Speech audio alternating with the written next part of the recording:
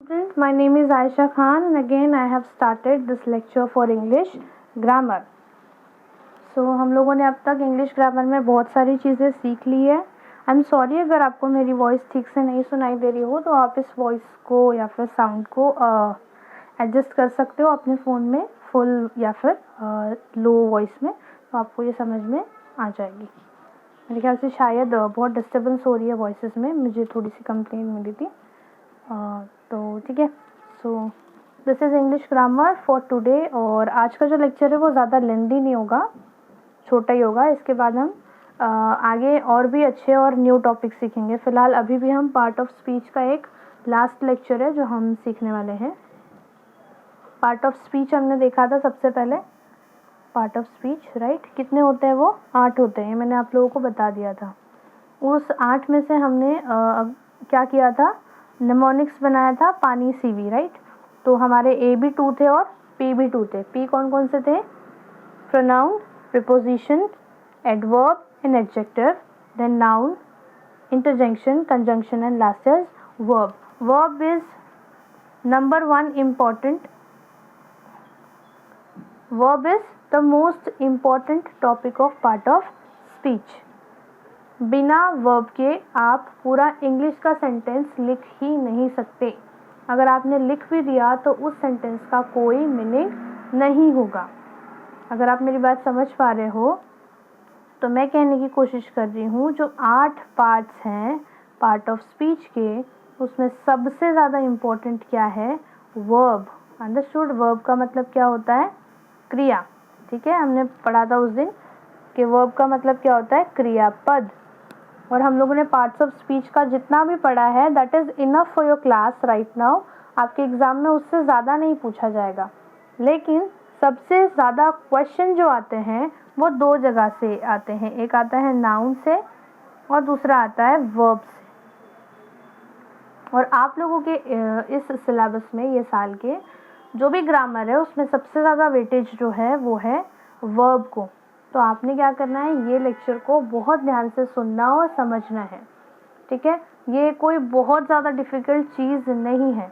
मैं ग्रामर इसलिए पहले सिखा रही हूँ कि अगर हमें ग्रामर अच्छे से आएगा तो हम जो भी इंग्लिश पढ़ेंगे आगे वो हमारे समझने के लिए भी ईजी होगी और मुझे भी आप लोगों को कम वर्ड्स के मतलब बताने पड़ेंगे आगे, क्योंकि आधे से ज़्यादा हम यहीं सीख जाएंगे. राइट. तो let us start with the new topic which is nothing but the verb and types of verb. Okay. तो सबसे पहले जो वर्ब है हमारा, वर्ब को हम हिंदी में क्या कहते हैं या फिर मराठी में क्या कहते हैं? उसे हम कहते हैं क्रियापद. अंडरस्टूड? हम क्या कहते हैं उसे? क्रियापद. और इसके वर्ब के अलग अलग टाइप है. फॉर द वार्निंग मैं आपको बता दूं, मैं वार्निंग दे रही हूँ, वर्ब का लेक्चर बहुत ध्यान से और बहुत ही ज़्यादा आपके फोकस के साथ होना चाहिए, क्योंकि वर्ब के टाइप्स थोड़े से डिफ़िकल्ट है समझने में. ठीक है, क्योंकि वर्ब हर चीज़ के साथ बदलता है. वो सिंगुलर और प्लूरल के साथ बदलता है, वो मूड के साथ बदलता है, वो लाइंस के मीनिंग के साथ भी बदलता है. तो इसके अलग अलग फॉर्म्स भी होते हैं और अलग अलग टाइप्स भी होते हैं. इवन वो टेंस के साथ भी बदल जाता है. तो टेंस हम जब आगे सीखेंगे तब हम लोगों को ये चीज़ आगे कनेक्ट होगी कि कौन सा वर्ब कैसे यूज़ करना है. अभी हम टेंस में नहीं जाएंगे, हम अभी सिर्फ वर्ब के बारे में बात करेंगे. वर्ब मतलब क्या? क्रिया या फिर काम. जो भी आप काम कर रहे हो वो क्या होता है? वर्ब. और हम आगे क्या सीखेंगे? Types of verb. अंडरस्टूड? तो हमने क्या करना है अभी? वर्ब और टाइप्स ऑफ वर्ब दोनों देखने. तो आते हैं सबसे पहले वर्ब क्या होता है. हमने उस दिन देखा था पार्ट्स ऑफ स्पीच में, छोटी सी डेफिनेशन थी. वर्ब का मतलब क्या होता है? जो भी इंसान काम कर रहा है या फिर what he is doing, it is the answer of verb. अब यहाँ पे हम definition देखते हैं. प्रॉपर लिखा है a verb is word or a combination of words. देखो पहले ही आपको warning मिल गई, या तो वो एक word भी हो सकता है या फिर वो combination of word भी हो सकता है. मतलब एक से ज़्यादा word भी हो सकते हैं. that indicates, वो word क्या indicate करते हैं? that indicate का मतलब क्या होता है? संकेत देना.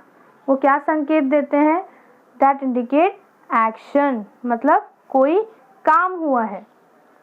दैट इंडिकेट एक्शन, किसी तरह का एक्शन हुआ है, काम हुआ है, और अ स्टेट ऑफ बीइंग और कंडीशन, या तो फिर वो ये बताएगा कि वहाँ कुछ हुआ है एक्शन, या तो फिर वो ये बताएगा कि जो भी सब्जेक्ट है, सब्जेक्ट मतलब उस लाइन में जो भी एक मेन कैरेक्टर है उसे हम सब्जेक्ट कहेंगे, that subject is on which condition and a state of being और अ कंडीशन, मतलब वो क्या होने जा रहा है या फिर किस कंडीशन में है या फिर उसने क्या किया, समझा। तो 3 चीज़ें बता सकता है वो, कि सब्जेक्ट क्या काम कर रहा है, सब्जेक्ट क्या काम करने वाला है, या फिर सब्जेक्ट कौन सा काम कर चुका है। अंडरस्टूड। तो ये भूत, भविष्य और वर्तमान की जितनी भी क्रिया होती है वो हमें वर्ब से पता चलती है। आगे दिया है a verb is the part of sentence, वो सेंटेंस का ही पार्ट है ऑब्वियसली, मैंने क्या कहा था, parts of speech, and speech is nothing but the sentence we speak, right. हम जो सेंटेंस कहते हैं वही हमारा पार्ट ऑफ स्पीच बन जाता है, राइट। तो उस पूरे सेंटेंस में जो वर्ब होता है वो हमें क्या बताता है, a verb is a part of sentence that tells us what the subject performs, मतलब जो हमारा सब्जेक्ट है उस लाइन में वो क्या कर रहा है, करने वाला है या कर चुका है, मतलब उसकी परफॉर्मेंस बताएगा सब्जेक्ट की। अंडरस्टूड। नेक्स्ट है verbs are the heart of English sentence. देखो मैंने आपको कहा था वर्ब क्या है, सबसे ज़्यादा इम्पोर्टेंट है।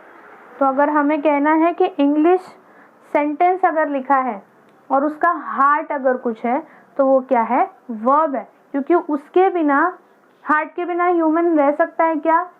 अभी मुझे मत बोलना ऑपरेशन के साथ में नहीं, उसमें भी हार्ट लगता ही है, ठीक है। हार्ट क्या होता है, नेसेसरी फॉर ह्यूमंस, और उसी तरह वर्ब इज नेसेसरी, कंपल्सरी, अनिवार्य, राइट, हम ये सब बोल सकते हैं। That is must for English sentence. Understood. तो ये क्या होता है, हार्ट ऑफ इंग्लिश सेंटेंस। अगर हार्ट नहीं है तो क्या है, बेजान सा लगेगा वो वाक्य। अंडरस्टूड। तो इसके कुछ एग्जाम्पल्स है, आप ध्यान से देख लीजिए। पहला है Jacob walks in the morning. Walks का मतलब क्या होता है, चलना। अंडरस्टूड। तो जैकब क्या कर रहा है मॉर्निंग में, वॉक कर रहा है। अगर मैं ये वॉक निकाल दूं, सोचो, अब हम इसे पढ़ते हैं, जैकब इन द मॉर्निंग। अब बताओ इसका कोई मीनिंग बन रहा है, इस लाइन का बन रहा है क्या, जैकब इन द मॉर्निंग, क्या कोई आंसर है, व्हाट इन द मॉर्निंग। तो एज अ यूजुअल एक्शन, तो यूजुअल एक्शन भी कौन बताता है, वर्ब। तो हम यहाँ बोल सकते हैं, अब अगर हमने लिखा Jacob walks in the morning, तो हमें पूरी लाइन का मतलब समझ में आता है। और वॉक क्या होता है, वॉक तो क्रिया ही होती है, right. Next, Mike is going to school. अगर मैं माइक इज टू स्कूल लिखूं तो भी नहीं समझ में आएगा, या माइक गोइंग टू स्कूल लिखूं तो भी नहीं समझ में आएगा ठीक से। तो यहाँ पे अगर ध्यान से देखोगे, इज और गोइंग दोनों ज़रूरी है। अगर मैंने लिखा माइक गोइंग टू स्कूल तो ये नहीं पता चलेगा कि इस वक्त का है, ये माइक जो है वो अभी गया है या फिर पहले गया था या जाने वाला है। माइक गोइंग टू स्कूल अगर खाली लिख दिया तो। अंडरस्टूड। तो यहाँ क्या है, ये कंडीशन ऑफ एक्शन है। इस गोइंग का मतलब क्या होता है, जा रहा है मतलब अभी जा रहा है, मतलब इज अ प्रेजेंट टेंस। तो हम लोगों को ये भी सीखना है कि इज भी क्या है, वर्ब होता है। कैसा वर्ब होता है हम आगे देखेंगे। अंडरस्टूड। नेक्स्ट है Albert does not like to walk. अगर अभी मैं यहाँ लिख दूँ अल्बर्ट टू वॉक, नहीं पता कर पाओगे, पता कर पाओगे क्या, नहीं। आगे है like to. Like word, like क्या होता है, लाइक वर्ड होता है, लाइक क्रिया होती है ना, मैं लाइक करती हूँ किसी चीज़ को तो वो क्या होती है, क्रिया होती है। तो यहाँ पे Albert does not like to walk मतलब अल्बर्ट को चलना नहीं पसंद है। अगर मैं ऐसे लिख दूँ Albert not like to walk, तो नॉट लाइक टू कैसे पता चलेगा कि अभी नहीं पसंद है, पहले नहीं पसंद था, या अभी आगे पसंद नहीं करेगा, राइट। तो ये जो चीज़ें होती है ना, फ्यूचर, पास्ट और प्रेजेंट, ये भी वर्ब से ही हमें पता चलता है कि ये कौन से टेंस के बारे में बात हो रही है। अंडरस्टूड। इसीलिए इज, एम, आर, ठीक है, ये सारे जो हेल्पिंग वर्ब्स होते हैं वो भी हम क्रिया के साथ जोड़ देते हैं। Understood. Next is Anna is a good girl. Sorry, मैंने थोड़ा गलत प्रोनाउंस कर दिया, एना, ठीक है। Anna is a good girl. A state of being, अब यहाँ पे देखोगे बीइंग का मतलब क्या होता है, स्टेट ऑफ बीइंग मतलब अभी वो कैसी है, अभी कैसी है वो कौन बता रहा है, इज बता रहा है ना। गुड गर्ल कोई क्रिया नहीं होती है, गुड गर्ल क्या है, स्टेट ऑफ बीइंग है, लेकिन वो अभी है वो कैसे पता चला, जब वहाँ पे इज लिखा है। अंडरस्टूड। मतलब वो अभी कैसी है, अभी गुड गर्ल है। अंडरस्टूड। अगर इधर लिखा होता Anna was a good girl, मतलब वो गुड गर्ल थी। अंडरस्टूड। तो is, was, am, are, do, does not, don't, ऐसे अलग अलग वर्ब्स भी कवर करूंगी मैं आगे, आपको समझ में आएगा कि क्यों इतने इम्पोर्टेंट है ये, है ना। Next, verbs are related to lot of other factors। मैंने बोला आप लोगों को अभी, देखो क्या क्या है, आप खुद पढ़ो।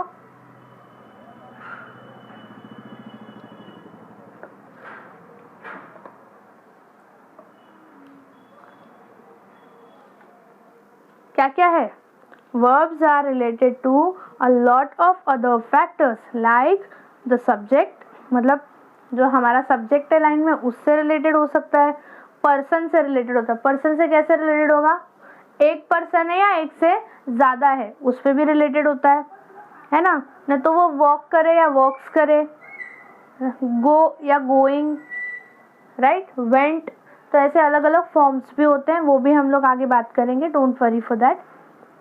नंबर्स पे डिपेंड होता है, राइट। टेंस पे डिपेंड होता है, मैंने बताया टेंस मतलब क्या होता है, काल, भूत, भविष्य, वर्तमान। नेक्स्ट है मूड और वॉइस, बहुत सारी अलग अलग चीज़ों पे डिपेंड क्या होता है, वर्ब। अंडरस्टूड। नेक्स्ट देखो, टाइप्स ऑफ वर्ब जो है वो ज़्यादा नहीं है, 6 ही है मेरे ख्याल से। मैंने यहाँ पे एक एक्स्ट्रा ऐड कर दिया है, ऑक्सिलरी वर्ब जो है वो 2 बार ऐड हो गया, तो I am sorry for this mistake. मैं इसे कवर कर सकती हूँ, तो मैं इसे कट कर देती हूँ, ये हमें नहीं पढ़ना है। अब देखते हैं टाइप्स ऑफ वर्ब। अभी अभी मैंने देख लिया कि वर्ब के बहुत से टाइप है। पहला टाइप हमने क्या देखा, मतलब पीछे पहले हमने क्या देखा, क्रिया, सिर्फ नॉर्मल क्रिया थी, मतलब वो एक्शन था। और फिर हमने देखा इज और वॉज, ये क्या था, स्टेट ऑफ बीइंग। अंडरस्टूड। तो ये कैसे है, ये किस में कवर होगा, वो किस में कवर होगा, तो ये चीज़ें यहाँ पे हम बात करेंगे। तो इसका सबसे पहला टाइप है फाइनाइट। फाइनाइट का मतलब क्या होता है, जो लिमिटेड हो। फाइनाइट का मतलब क्या होता है, जो लिमिटेड हो। हम आज आगे एग्जाम्पल और डेफिनेशन सब डिस्कस करेंगे। नेक्स्ट है नॉन फाइनाइट, या फिर इसको इनफाइनाइट भी बोलते हैं, जो लिमिटेड ना हो। एक्शन वर्ब, जो सबसे ज़्यादा हमें समझ में आएगा या हमारे लिए सबसे ज़्यादा इजी होगा वो होगा एक्शन वर्ब, वो हमें तुरंत समझ में आ गया, यहाँ पे एक्शन हुआ है मतलब ये एक्शन वर्ब है। नेक्स्ट है लिंकिंग वर्ब। अब लिंकिंग वर्ब जो होता है वो क्या होता है, सब्जेक्ट और वर्ब ही, या सब्जेक्ट और एडजेक्टिव, नाउन या एडजेक्टिव, ऐसे 2 अलग अलग वर्ड्स को लिंक करने का काम करें। हम आगे डेफिनेशंस भी देखेंगे और एग्जाम्पल्स भी देखेंगे। आगे है सबसे इम्पोर्टेंट आप लोगों के लिए ये क्लास में है ऑक्सिलरी वर्ब। क्या है, ऑक्सिलरी वर्ब, इसे हम लोग हेल्पिंग वर्ब भी बोलते हैं। वो लाइन को हमें समझने में हेल्प करता है, लाइन का सही मीनिंग हमें समझने में हेल्प करता है, ऐसे वर्ब को हम हेल्पिंग वर्ब कहते हैं। हम आगे देखेंगे। और लास्ट है मॉडल वर्ब। तो मॉडल वर्ब थोड़े एक्सेप्शंस हैं, हम आगे देखते हैं इसमें क्या क्या आएगा। तो सबसे पहला है finite. Finite verbs are actual verbs which are called the roots of the sentence. ये ऐसे वर्ब है जो लिमिटेड होते हैं। लिमिटेड मतलब क्या होता है, वो उस सेंटेंस का रूट है, अगर वो सेंटेंस में नहीं होंगे तो वो सेंटेंस कंप्लीट नहीं होगा। आगे लिखा है it is a form of a verb that is performed by or refers to a subject and uses one of the 12 form of tense and changes according to the number, person और subject। मतलब क्या होता है, ये performed by या refer to a subject है, ये subject से related ही काम करेगा, मतलब limited to whom, subject। और वो क्या होगा, किसके साथ बदल जाएगा, tense के साथ बदल जाएगा या फिर numbers के साथ बदल जाएगा या फिर पर्सन्स के साथ। फॉर एन एग्जाम्पल देखते हैं तो ज़्यादा समझ में आएगा हमें। एग्जाम्पल देखो, अगर आप ध्यान से देखोगे यहाँ पे लिखा है Alex went to school. Subject कौन है हमारा यहाँ पे, एलेक्स। एलेक्स ने क्या किया, एक्शन परफॉर्म कर दिया, लेकिन कब किया था, पास्ट में। और उसने पास्ट में किया था इसीलिए यहाँ पे लिखा हुआ है वेंट। अगर वो फ्यूचर में करेगा तो गॉन लिखा जाएगा, और अगर वो प्रेजेंट में कर रहा होगा, वर्तमान में कर रहा होगा, तो हम लिखेंगे गो या फिर गोइंग। तो आपको शायद पता होगा कि गो, वेंट और गॉन ये क्या है, टेंस है। टेंस फॉर्म होते हैं नाउन के, या फिर हम ये बोल सकते हैं कि हम अलग अलग फॉर्म्स के साथ अलग अलग वर्ड्स यूज़ करते हैं, वो हमें याद करने पड़ेंगे। मैं आपको लिस्ट प्रोवाइड कर दूंगी, आप लोगों को वो याद करनी पड़ेगी। देखते हैं अब क्या लिखा है, this information is evident only by the verb went. मतलब क्या है, एलेक्स ने पास्ट में ये किया है, पास्ट में वो स्कूल गया है, ये हमें किससे पता चल रहा है, सिर्फ एक वर्ड से, वो है वेंट। अगर मैंने वेंट नहीं लिखा, एलेक्स टू स्कूल लिखा, तो कुछ नहीं समझ में आया कि वो गया था, गया है या जाने वाला है। अंडरस्टूड। तो ये क्या हो गया, रूट ऑफ अ सेंटेंस। अब आगे है रॉबर्ट प्लेज हॉकी। इसका मतलब क्या है, रॉबर्ट हॉकी खेलता है, ये प्रेजेंट टेंस है। तो प्लेज क्या हो गया हमारा, एक्शन हो गया, और सब्जेक्ट कौन हो गया हमारा, रॉबर्ट। आगे ही इज प्लेइंग फॉर ऑस्ट्रेलिया। अभी इज प्लेइंग आ गया, देखो यहाँ पे क्या हो गया, कॉम्बिनेशन ऑफ वर्ड है, एक से ज्यादा है ना, बदल गया ये। अब ये ऑस्ट्रेलिया के लिए खेलता है इसीलिए क्या लिखा है, इज। इसका मतलब क्या होता है, और इसका मतलब क्या होता है, प्रेजेंट, मतलब आज के टाइम पे भी वो खेल रहा है। Next, he is one of the best player. Is मतलब अभी भी वो one of the best player है, सब्जेक्ट कौन है, ही। इज मतलब क्या है, अगर वॉज लिखा होता तो ये one of the best player था। Here is directly refers to the subject itself. Understood. अगर मैंने इज के साथ कोई क्रिया लिख दी तो वो इज किसको रिलेट कर देगा, वर्ब को, और अगर मैंने कोई क्रिया नहीं लिखी है तो वो रिलेट हो जाएगा सब्जेक्ट को। तो इज खुद एक वर्ब का काम करेगा। जैसे यहाँ पे ही इज प्लेइंग, तो is playing, is related to what, is यहाँ पे किससे रिलेटेड है, प्लेइंग से, एक्शन से। लेकिन यहाँ पे कुछ भी नहीं लिखा है, तो इज रिलेटेड किसको हो गया, ही को। तो इज खुद क्या काम कर रहा है, वर्ब का काम कर रहा है। अंडरस्टूड। तो ऐसे ये था हमारा फाइनाइट वर्ब। नेक्स्ट है नॉन फाइनाइट या फिर इनफाइनाइट वर्ब।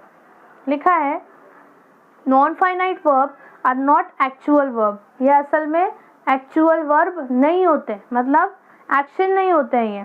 आगे क्या, they do not work as a verb in the sentence, rather they work as a noun, adjective, adverb, etc.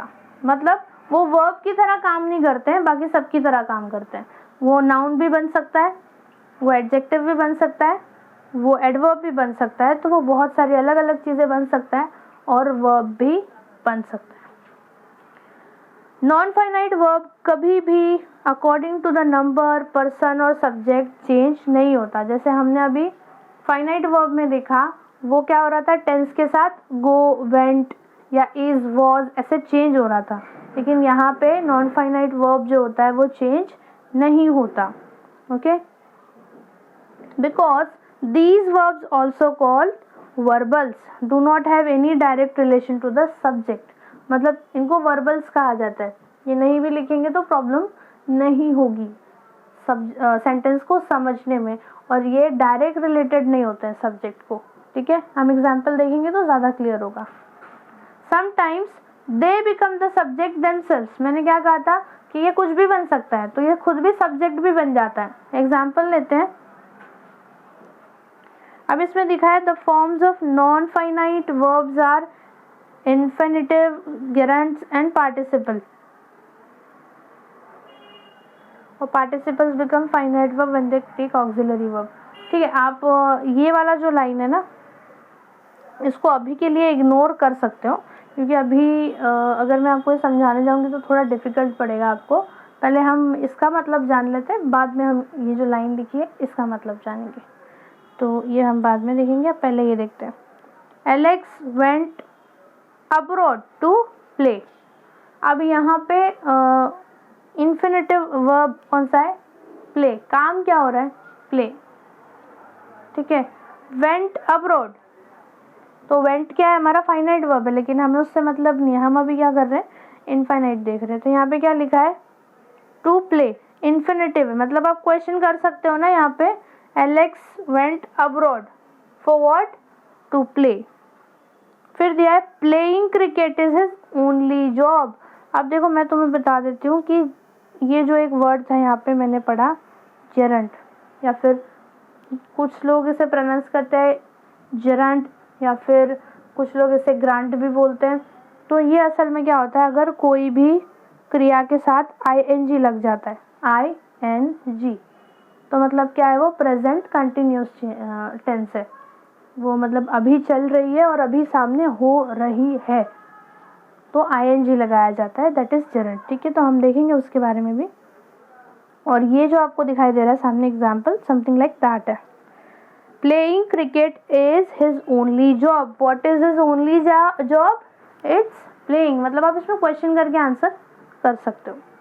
I have a broken bat. Broken का मतलब क्या हुआ, टूटा हुआ, अभी टूटा नहीं है, टूटा हुआ मतलब पास्ट में। देखो पार्ट पार्टिसिपल भी हो गया, प्रेजेंट पार्टिसिपल भी हो गया। अब आएगा देखो करंट। ये क्या है, walking is a good habit. अब यहाँ पे वॉकिंग है, ing, समझा।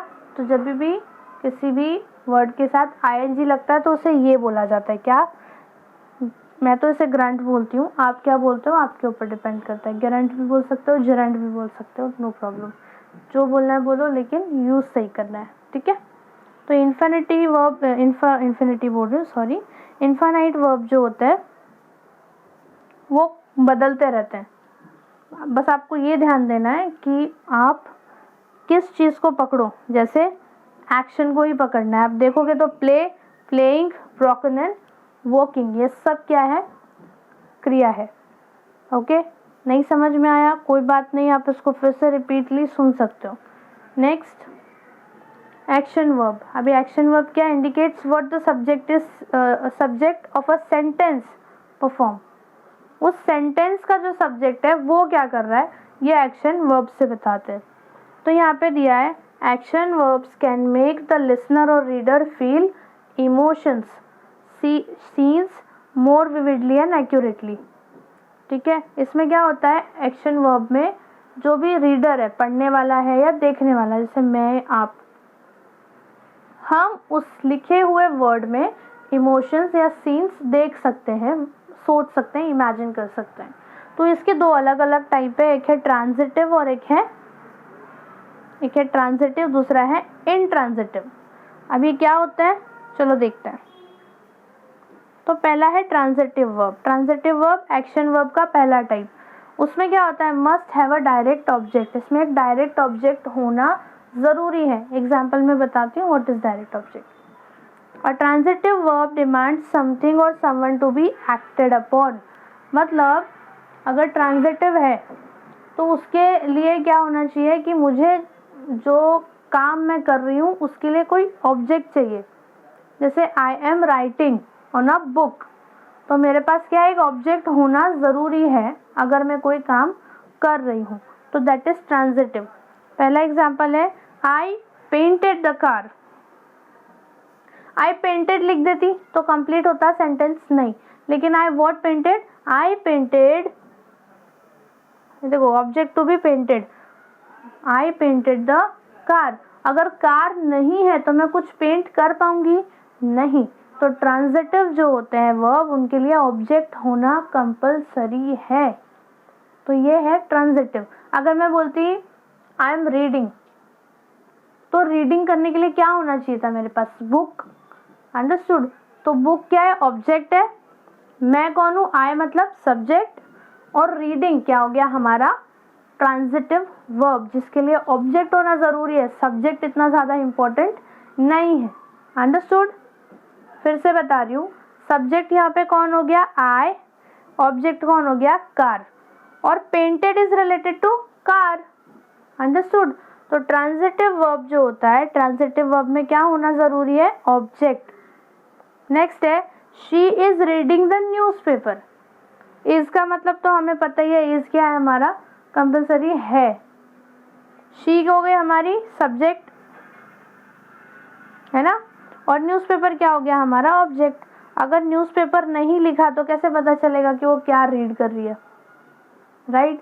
तो जब भी पूरे सेंटेंस में आपको मिल जाए कि कोई ऑब्जेक्ट दिया हुआ है और उस ऑब्जेक्ट से रिलेटेड हम क्या कर रहे हैं, क्रिया कर रहे हैं, या फिर सब्जेक्ट क्रिया कर रही है, तो हम क्या करेंगे उसे transitive verb.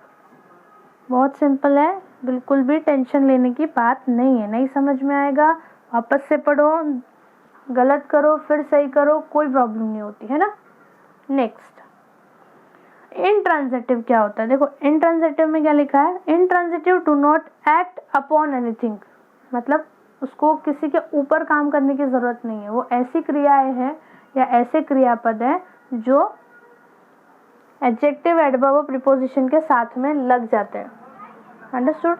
They may be followed by an adjective, मतलब उनके साथ में एडजेक्टिव लग जाएगा या जुड़ जाएगा या फिर एडवर्ब जुड़ जाएगा, तो उनको ऑब्जेक्ट की ज़रूरत नहीं है, लेकिन उनको पार्ट्स ऑफ स्पीच की ज़रूरत है अपनी लाइन में। एग्जाम्पल है शी स्माइल्ड। क्या यह ज़रूरी है बताना शी स्माइल्ड फॉर यू या she smiled for something else? तो यहाँ पे स्माइल्ड बोल दिया, ख़त्म हो गया। अंडरस्टूड। तो शी क्या हो गया, नाउन है ना, सॉरी प्रोनाउन, और स्माइल्ड अपने आप में पूरी एक क्रिया है ना। इसे किसी ऑब्जेक्ट की ज़रूरत है क्या, नहीं।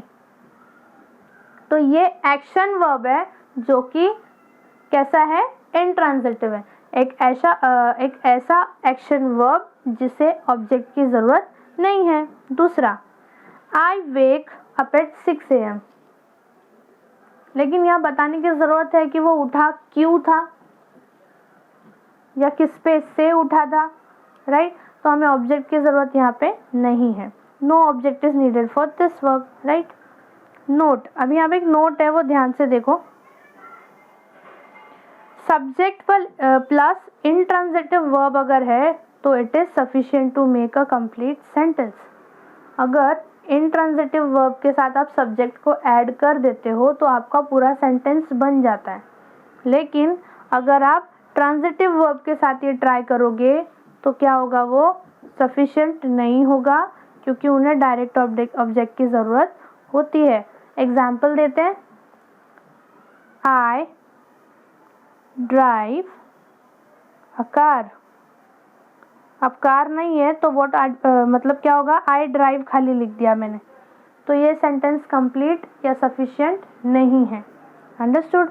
तो ऐसी क्रियाएं जिन्हें ऑब्जेक्ट की ज़रूरत पड़े लाइन में या सेंटेंस में वो होते हैं ट्रांजिटिव एक्शन वर्ब, और ऐसी क्रियाएं जिन्हें ऑब्जेक्ट की ज़रूरत नहीं पड़ती है उसे हम कहते हैं इनट्रांजिटिव वर्ब। इनट्रांजिटिव का कोई एग्जाम्पल आप बता सकते हो?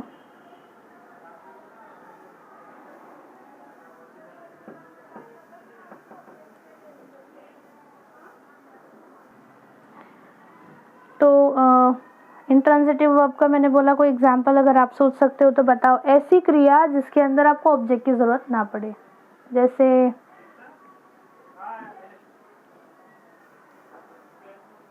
I feel lonely, I feel lonely.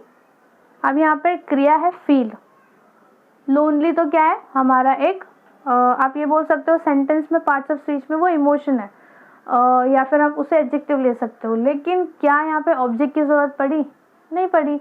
तो जो इमोशंस होते हैं मोस्टली वो होते हैं हमारे इंट्रांजिटिव, और जो हमारी क्रिया होती है जिसके लिए ऑब्जेक्ट की ज़रूरत पड़ती है वो होते हैं हमारे transitive. Okay, next linking verb, this is very important. Linking verb adds detail about the subject of a sentence, sentence में और डिटेल ऐड कर देता है linking verb. In its simplest form, it connects the subject and the complement. That is, the word that follows the linking verb. मतलब verb के साथ में जो लिखी हुई चीज़ होगी उसको और सब्जेक्ट को लिंक करने का काम कौन करेगा? Linking verb. The word that follows the linking verb. It creates a link between them instead of showing action. इसका मतलब क्या होता है? एक्शन से क्या रिलेशन है सब्जेक्ट का वो नहीं बताता है, वो ये बताता है कि मुझसे इसका क्या रिलेशन है। देखो एग्जाम्पल देखो, यहाँ पे लिखा है देखो, act, feel, remain, appear, become, seem, smell, sound, grow, look, prove, see, taste and turn. ये बहुत फास्ट हो गया, हम इसे एग्जाम्पल में डालकर देखेंगे। उसके पहले ये हम पढ़ लेते हैं। Generally linking verbs are called be verbs, okay, which are am, is, are, was, were. However, there are some other verbs which can work as a linking verb. मतलब ये जो मैंने आपको यहाँ पे दिख रहे हैं एग्जॉस्टिव लिस्ट है, इन सबको हम लिंकिंग वर्ब ही कहते हैं। Next, some verbs in this list can also be action verb.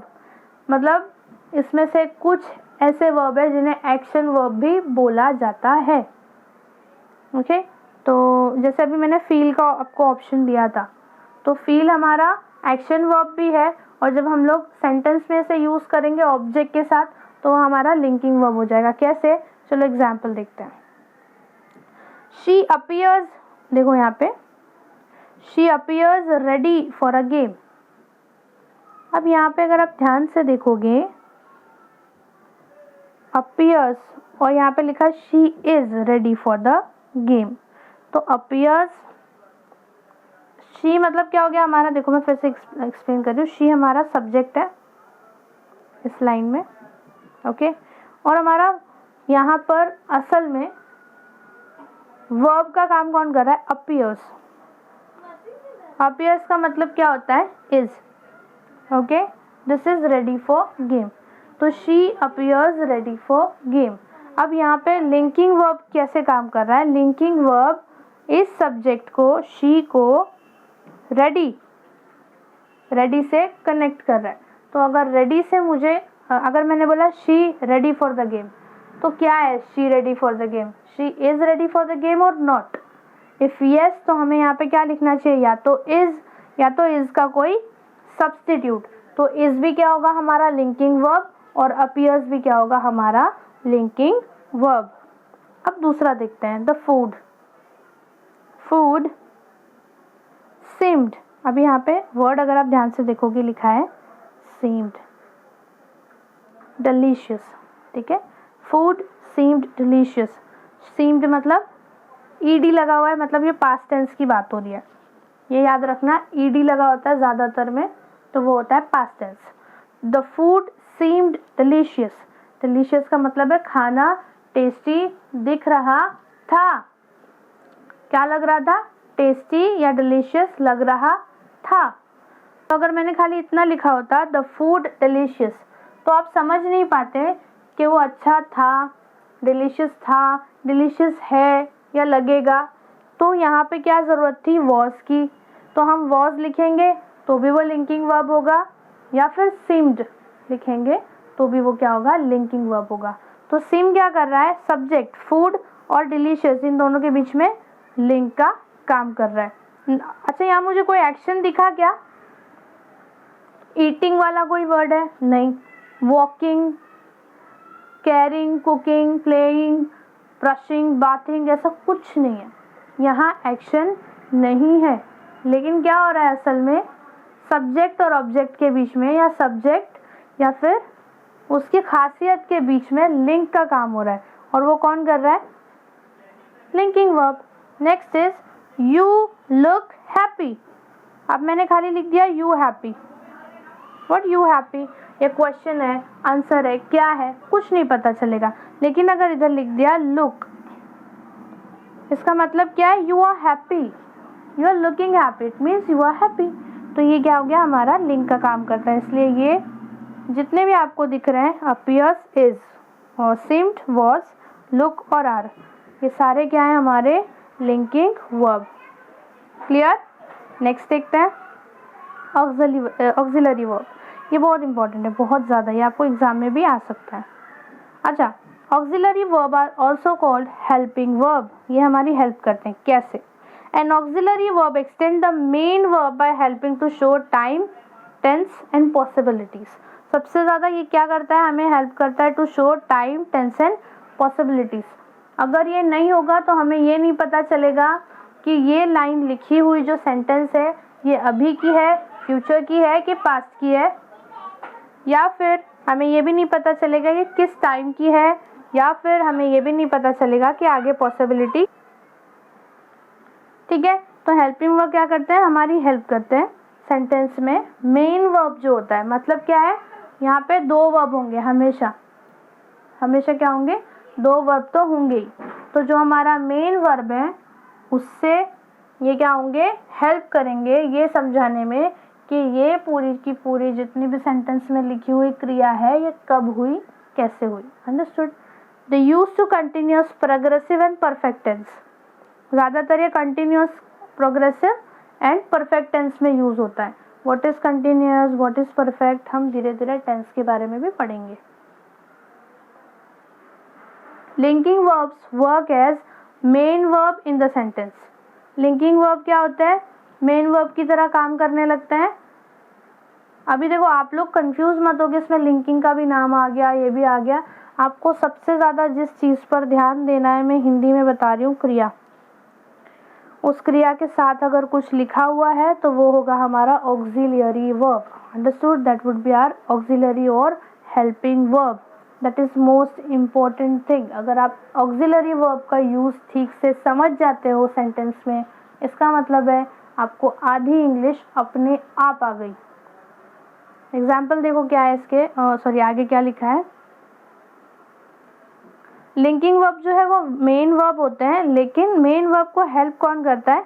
Auxiliary verb. किस चीज़ के लिए? समझाने के लिए कि सेंटेंस में ये कब हुआ, कौन से टेंस में हो रहा है या होगा, और कितने वक्त में होगा। Right?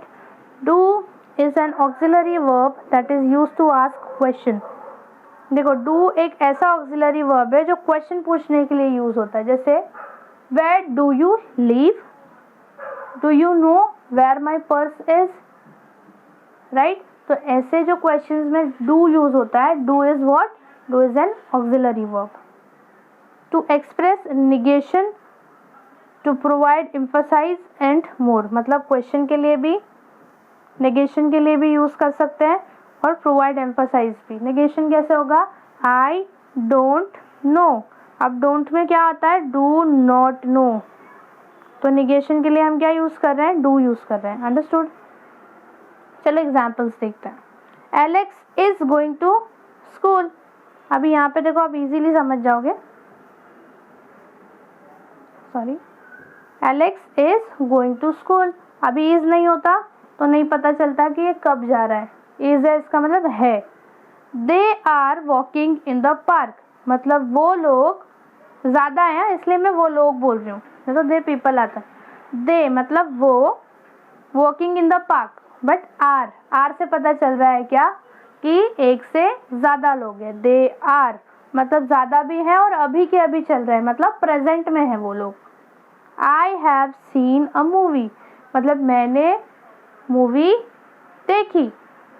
Do you drink tea, अब ये देखो डू क्या है, हमने बताया था ऑक्सिलरी वर्ब, और ये क्वेश्चन पूछने के काम आता है। तो डू यू ड्रिंक टी मतलब आपने चाय पी। Question, don't waste your time, यहाँ पे हमने डू को कैसे यूज कर लिया, निगेशन में। अंडरस्टूड। डू का मतलब असल में क्या होता है इंग्लिश में, डू मतलब करो, क्रिया है ना। डू का मतलब क्या होता है, करना। तो डू को हम यहाँ इंग्लिश में कैसे यूज करते हैं, डू यू ड्रिंक टी मतलब आपने चाय पी। तो यहाँ पे ये ऑक्सिलरी वर्ब की तरह काम करता है, ना कि इंग्लिश के वर्ड मीनिंग की तरह। Next, please do submit your assignment.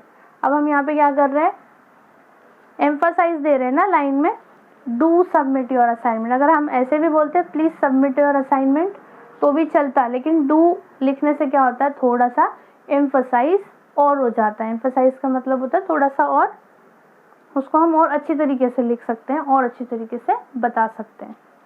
तो this is main auxiliary verb. Next, modal verb. Modal verb is a kind of auxiliary verb. It assists the main verb to indicate possibility, potentiality, ability, permission, expectation and obligation. देखो, modal verb जो है वो auxiliary verb की तरह ही है, लेकिन same to same वैसा नहीं है। इसमें क्या यूज होता है, देखो, कैन, इसमें पॉसिबिलिटी ज़्यादा है, जैसे can, could, must, may, might, ought to, shall, should, will, would. अब इसका अगर मैं एग्जाम्पल नहीं, सिंपली आपको बता देती हूँ।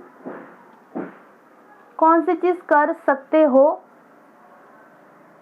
या कर सकते थे, कौन सी चीज़ होनी चाहिए या होनी चाहिए थी, ठीक है, क्या चीज़ें हो सकती है या नहीं हो सकती। ये जो मैंने आपको बताया सकता, ये होता है सकता या सकना या जो भी है, बोलते ना मी हे करू शकते की नाही मतलब माहित नहीं। When there is a possibility about things, मतलब हाँ भी और नहीं भी, ऐसी पॉसिबिलिटी जो होती है, जब ऐसी सिचुएशन में जो वर्ब यूज करेंगे हम, that would be called as modal verb. तो पहला है I may want to talk to you again.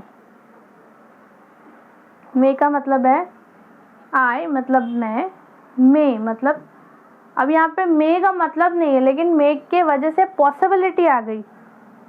I may want to talk to you again मतलब मैं आपसे वापस बात करना चाह सकता हूँ। जैसे हम कहते हैं ना मे आई कम इन, टीचर को मतलब क्या मैं अंदर आ सकता हूँ, मतलब टीचर हाँ भी बोल सकती है और ना भी बोल सकती है, समझा। मतलब हम क्वेश्चन नहीं पूछ रहे, लेकिन जो हम पूछ रहे हैं उसकी पॉसिबिलिटीज दो हैं, एक से ज़्यादा हैं, राइट। ऐसी जगह पे जो वर्ब यूज होते हैं वो होते हैं हमारे मॉडल वर्ब। नेक्स्ट है they must play their best game to win, मतलब उनको अपना सबसे बेहतरीन गेम खेलना है, अगर उनको ये जीतना है, पड़ेगा ही पड़ेगा। तो मस्ट भी क्या हो गया हमारा यहाँ पे मॉडल वर्ब। फिर है शी शुड कॉल हिम, मतलब शी मतलब वो, कॉल हिम मतलब उसे कॉल, बट शुड क्या होता है, शुड का मतलब करना चाहिए, मतलब उसको कॉल करना चाहिए। अगर मैं नाम ले लेती हूँ, पिंकी ले लेती हूँ और उधर राहुल ले लेती हूँ, तो पिंकी शुड कॉल राहुल, मतलब पिंकी को राहुल को कॉल मतलब बुलाना चाहिए। तो शुड का मतलब क्या होता है, चाहिए। यहाँ पे भी पॉसिबिलिटीज है, राइट।